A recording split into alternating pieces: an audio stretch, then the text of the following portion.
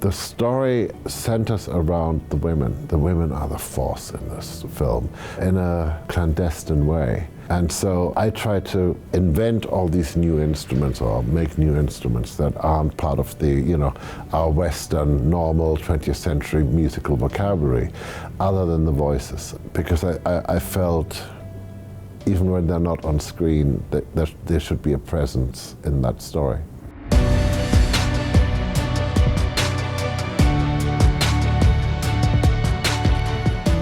It's not making nature beautiful, it's making nature powerful.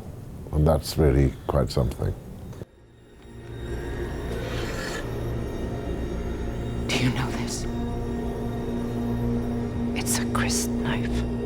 One of the things I kept thinking it needed to be a gritty soundtrack. I wanted, when you bit down, I wanted you to have a little bit of sand between your teeth. And I wanted everybody to play with a bit of sand under their fingernails. You gotta have big speakers. If you don't have big speakers, you're gonna hear, what, an eighth of it? My desert. My Iraqis. My Dune.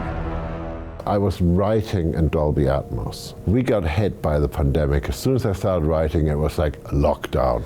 Turned my sitting room into an Atmos studio.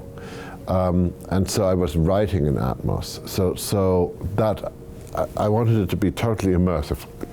I wanted you to feel that you were inside the story as opposed to a viewer outside the story.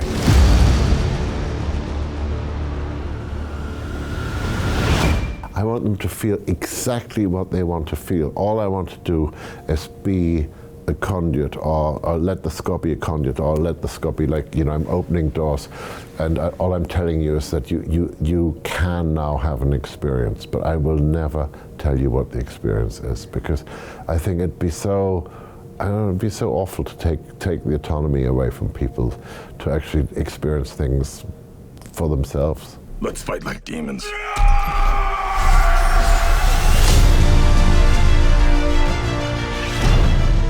I always think it's so interesting that everybody has this idea that the composer and the director are discussing things, at great length. We are so of one mind that, like for instance, this idea of the women or the spirituality that is in this movie. It's just like, what do you think? I think I want to go and find a beautiful voice and make that an important element. And Denis will just go, yes, I thought the same, So the discussions are very simple.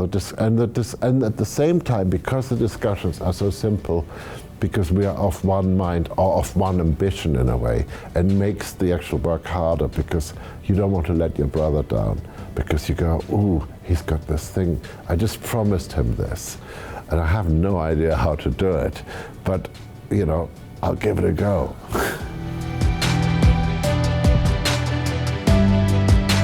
What is Dune?